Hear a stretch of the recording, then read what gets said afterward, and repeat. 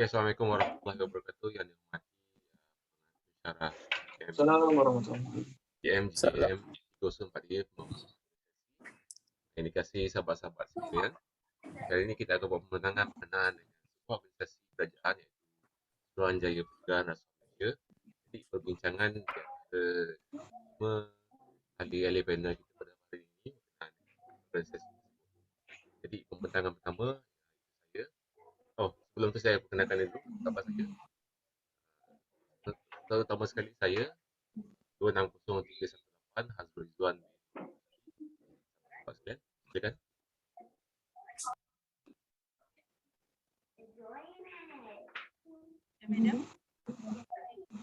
Okay, 260008 Razali, 250002 Irwan, 257423 Taufik, 260036.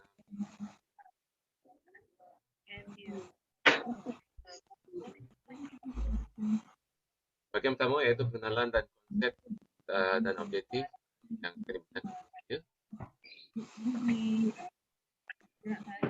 Okay, yang pasti organisasi SPRM ataupun Suruhanjaya Pencegahan Rasuah Malaysia merupakan sebuah agensi kerajaan yang kita tahu satu badan kerajaan yang mengkuatkuasakan integriti di kalangan anggota kerajaan itu. Jadi jabatan ini merupakan satu jabatan mana mencegah tindakan rasuah bagi memastikan Malaysia dalam negara yang akan boleh sebagai bersih rasuah, insyaAllah. Jadi di antara kaedah-kaedah yang digunakan di dalam PRM, kaedah kualitatif dalam mengumpul maklumat, mengenal pasti yang timbul dan yang ketiga penyelesaian halangan terhadap perubahan integrasi. Kaedah kualitatif bermaksud kaedah yang digunakan dengan melakukan pemantauan pada secara lisan kepada individu ataupun laporan-laporan yang diterima daripada masyarakat awam. Jadi dengan cara berkenaan, organisasi ini dapat mengumpul maklumat dan juga melakukan siasatan terhadap aduan-aduan tersebut. Yang kedua, mengenal pasti isu yang timbul. Jadi Suruhanjaya Pencegahan Rasuah ini mengenal pasti dahulu. Jadi organisasi ini mampu menyelesaikan masalah terus kepada isu yang diketengahkan. Dan juga yang terakhir, penjelasan halangan. Halangan-halangan yang terdapat persekitaran seperti dalam melakukan siasatan. Jadi perlu lebih fokus pada aduan-aduan masyarakat. Baik, saya akan terangkan konsep di mana yang dibentangkan oleh Robert Owens dan Thomas Dworsky 1995. Konsep pembangunan organisasi adalah bagi meningkatkan produktiviti dan mengembangkan pemulihan organisasi dalam meningkatkan kualiti dengan menggunakan sumber yang bermaksud. Organisasi berkenaan menggunakan semua sumber yang ada, maklumat-maklumat daripada orang awam untuk melaksanakan tindakan-tindakan yang seterusnya. Jadi dengan cara berkenaan, SPRM mampu memahami situasi terkini, jalankan siasatan lah. Jadi konsep yang pertama, matlamat pembangunan organisasi. Yang kedua, pembaharuan. Yang ketiga, pendekatan bersistem. Yang keempat, strategi terancang. Yang kelima, hubungan kemanusiaan. Yang keenam, strategi pendidikan. Yang ketujuh, belajar melalui pengalaman. 8, mengurus masalah besar. 9, penglibatan pentadbiran atasan. Yang ke-10, ejen perubahan.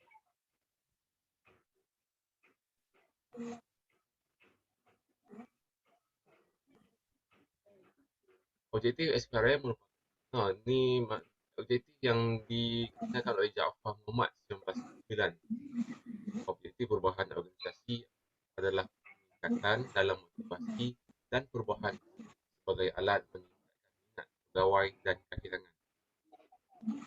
Jadi dengan menetapkan objektif di dalam organisasi ini, jadi lebih menambahkan lagi semangat pegawai-pegawai dan kaki tangan untuk melaksanakan tugas-tugas yang lebih baik.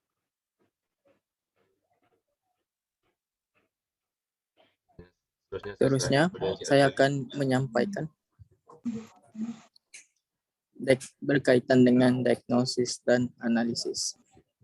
Menurut Chaming and Worley pada tahun 2001, diagnosis ialah suatu proses untuk memahami bagaimana sebuah organisasi itu berfungsi dan memperolehi maklumat-maklumat yang dikehendaki bagi mereka bentuk serta membuat perancangan ke arah usaha perubahan dikenali sebagai proses diagnosis. Selain itu, menurut McLean, Sullivan dan Rothwell pada tahun 1995, ianya telah memberikan takrifan bahawa asesmen atau penilaian yang dibuat itu adalah suatu bentuk penilaian dan pengumpulan maklumat bagi mengenal pasti kelemahan dan kekuatan yang terdapat dalam sesebuah organisasi itu. Slide seterusnya, Bang.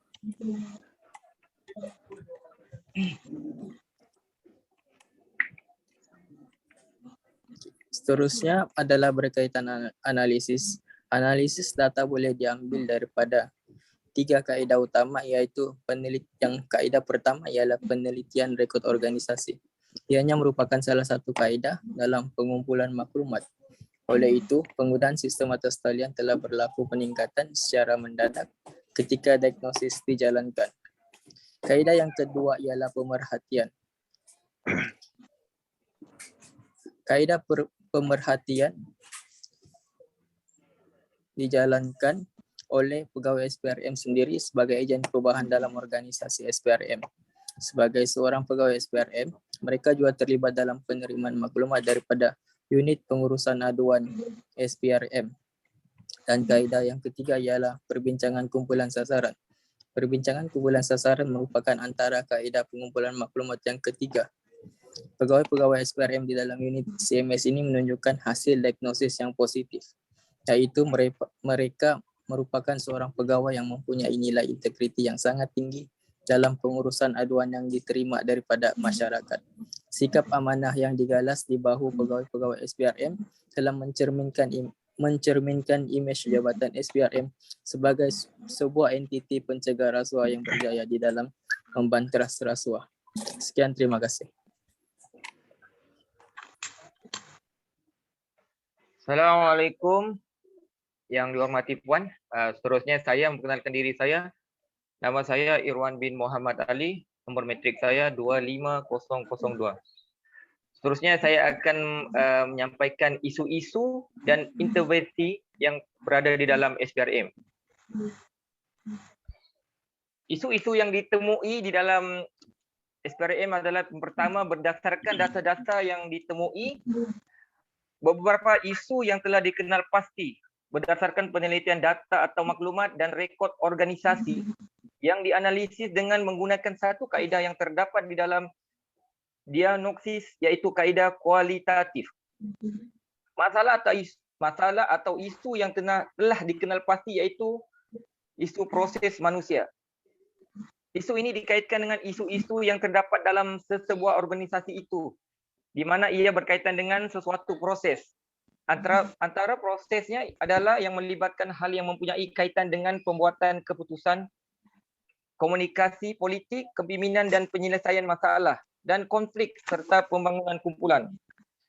Isu kedua yang ingin saya bentangkan di sini adalah isu teknostruktural. Teknostruktural ni yang membawa maksud bagaimana sesuatu kerja atau tugasan itu dilakukan untuk mendapatkan pulangan hasilnya yang dikatakan di dalam teknologi. Manakala elemen-elemen seperti pekerja, peralatan dan kelengkapan dan modal diagikan ke dalam bahagian jabatan atau unit, itu merupakan ciri-ciri untuk struktur bagi mencapai matlamat organisasi. Walau bagaimanapun, keharmonian yang wujud di dalam organisasi adalah berkaitan rapat dengan bagaimana sebuah bahagian jabatan ataupun unit itu boleh diselaraskan dengan mudah. Dan isu yang ketiga adalah isu sumber manusia. Di dalam organisasi SPRM ini, isu sumber manusia ini adalah berkaitan bagaimana pengurusan SPRM di dalam merekrut pegawai-pegawainya yang mencapai kriteria-kriteria yang bersesuaian dengan bidang tugas SPRM dan juga bagaimana juga SPRM membangunkan kemahiran ataupun potensi serta bakat mereka dan penilaian ke atas prestasi pegawai-pegawai dan juga dari segi ganjaran. Bantuan, kebajikan dan perancangan kerjaya serta faedah-faedah dalam perkhidmatan adalah antara usaha-usaha yang penting bagi mengekalkan pegawai-pegawai yang sedia ada di dalam organisasi, tidak berpindah atau bertukar ke organisasi lain. Dan isu yang terakhir adalah isu yang keempat, isu strategik. Isu ini adalah berkaitan bagaimana sesebuah organisasi itu menghadapi sesebuah rintangan yang kian mencabar pada masa kini. Strategi ini dipilih oleh SPRM kerana 2, 3.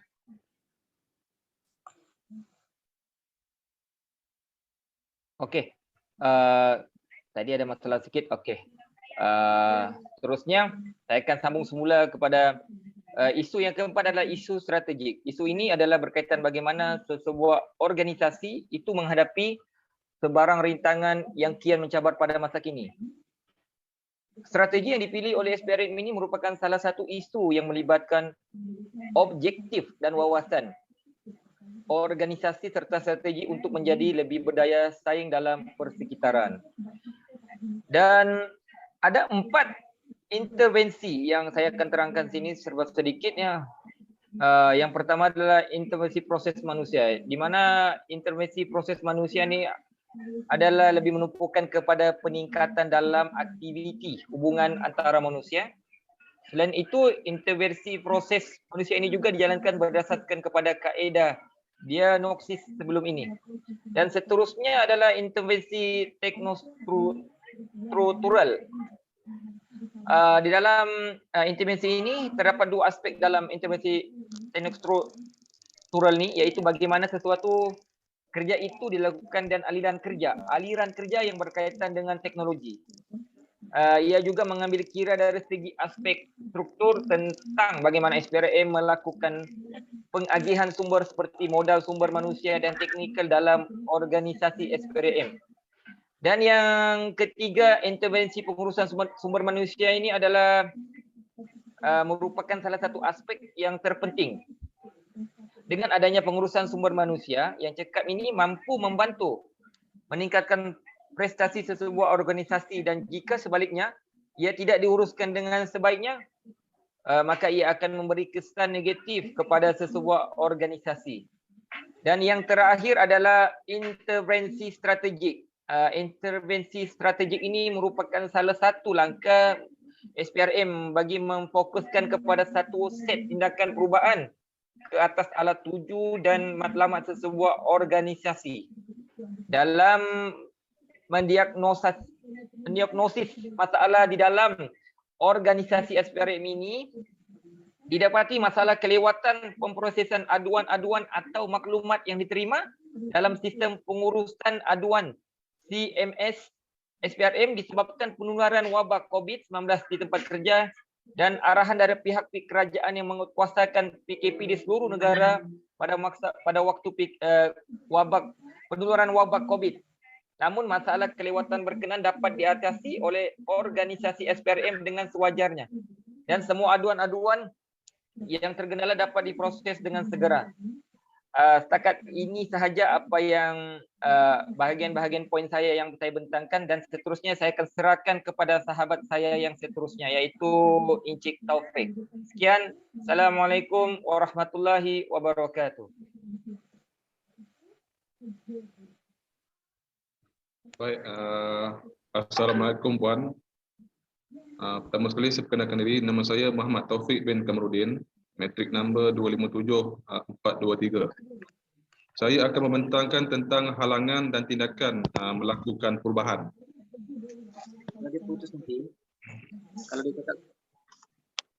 Seperti mana-mana organisasi, SPRM juga menghadapi beberapa halangan dalam usaha organisasi itu untuk melakukan perubahan. Halangan boleh berlaku dalam pelbagai cara dan keadaan. Halangan perubahan boleh berlaku sama ada secara terang-terangan ataupun secara tersembunyi. Di antara halangan-halangan dalam melakukan perubahan adalah yang pertama, etika. Etika yang melibatkan ejen perubahan dalam organisasi adalah pegawai SPRM itu sendiri. Pihak pengurusan atasan SPRM telah menetapkan etika dan garis panduan yang harus dipatuhi oleh pegawai SPRM semasa melakukan peranan mereka untuk menguruskan sebarang perubahan yang berlaku dalam organisasi.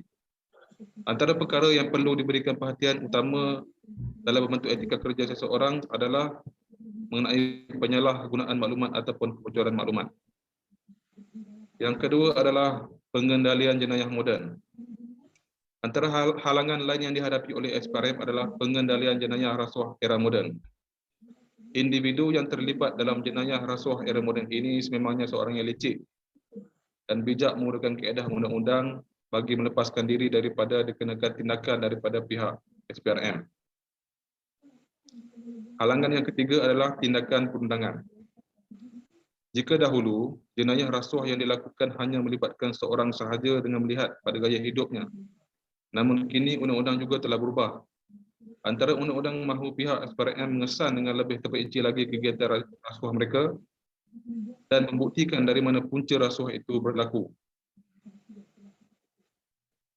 Apabila berlakunya intervensi di dalam sesebuah organisasi, maka akan adanya halangan-halangan perubahan terhadap perubahan yang berlaku.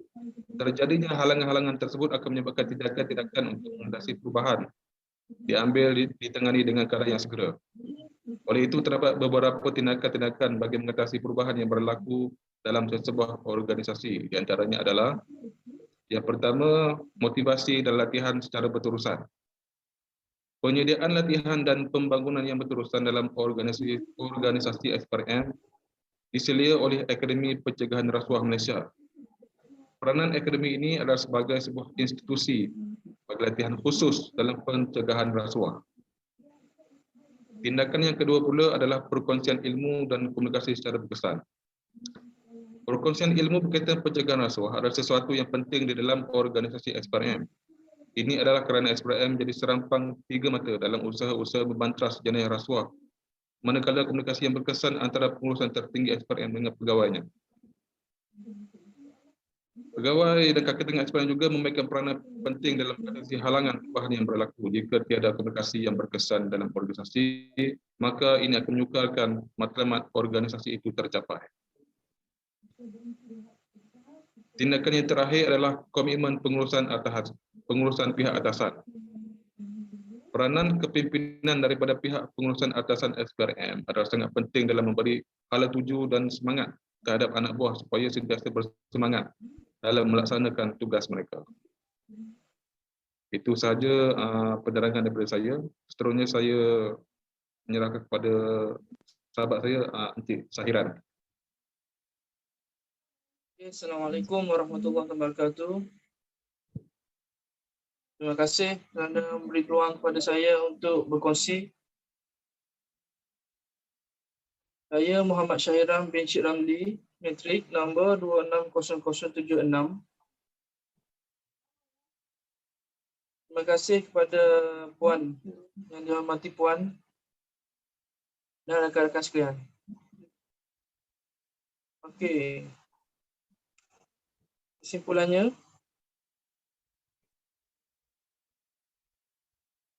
rasuah merupakan musuh pembangunan. Ia membabitkan perkembangan ekonomi dan merencatkan perjalanannya. Rasuah memberi kesan yang sangat dahsyat bukan sahaja kepada individu yang terlibat, malah juga kepada masyarakat dan negara tersebut. Secara keseluruhannya, gejala rasuah merupakan gejala yang kronik dan rumit untuk dihapuskan. Sebagaimana yang disebutkan oleh Datuk Ahmad Zaki, PPR memerlukan kaki tangan yang lebih ramai lagi untuk membasmi gejala yang tidak bermuara ini. Ini disebabkan pada masa sekarang sahaja, seorang pegawai BPR terpaksa mengendalikan 13 kes dalam tempoh setahun. Dan ini pasti sesuatu yang amat membebankan pihak BPR. Manakala hal sebaliknya pula berlaku di negara-negara maju yang mana seorang pegawai hanya perlu mengendalikan sekitar 4 kes setahun. Pandangan Perdana Menteri supaya siasatan terhadap kes rasuah mestilah dilakukan dengan berhati-hati dan teliti supaya tidak berlaku kesilapan dan mengenakan tindakan harus dititik beratkan. Namun pada masa yang sama tidak patut tugas untuk mengatasi dan membasmi gejala rasuah ini secara keseluruhan dalam setiap aspek ekonomi, politik maupun sosial hanya diserahkan bulat-bulat kepada pihak BPR sahaja. Sesungguhnya satu operasional dan evolusi bertindak secara sistematik dan terancang mesti dirangka dan diambil tindakan segera. Pencernaan nilai-nilai murni dalam diri pegawai-pegawai kerajaan seharusnya dibuat secara komprehensif. Khusus-khusus yang dianjurkan bukan hanya untuk melihat kepada pembangunan jati diri berbentuk luaran sahaja, bahkan juga melihat kepada aspek pembangunan rohani yang berteraskan agama. Dalam konteks yang sama juga, kerajaan semestinya mengerti bahawa kesempitan hidup akan memaksa seseorang melakukan perkara di luar dugaan. Kemelut kemiskinan dan penderitaan disebabkan tanggungan keluarga dan sebagainya, apatah lagi dalam era yang syarat dengan cabaran dan kos kehidupan yang tinggi, semestinya menjadi faktor implisit yang menyumbang ke arah menyuburkan gejala yang tidak sihat ini. Baja-baja keimanan sahaja tidak cukup untuk membentengi seseorang daripada menjauhkan diri daripada rasuah jika prasarana atau perkhidmatan yang diberikan kepada rakyat tidak dipertingkatkan. Seterusnya, satu persidangan dan bengkel yang menghimpunkan para cerdik pandai, para ulama dan pegawai-pegawai kerajaan, pegawai BPR dan pihak berwajib dengan tidak mengecualikan parti pembangkang serta pimpinan mahasiswa harus diadakan segera bagi membincangkan satu resolusi penyelesaian yang segera. Setakat itu sahaja perkongsian saya pada hari ini. Ya, terima kasih. Assalamualaikum.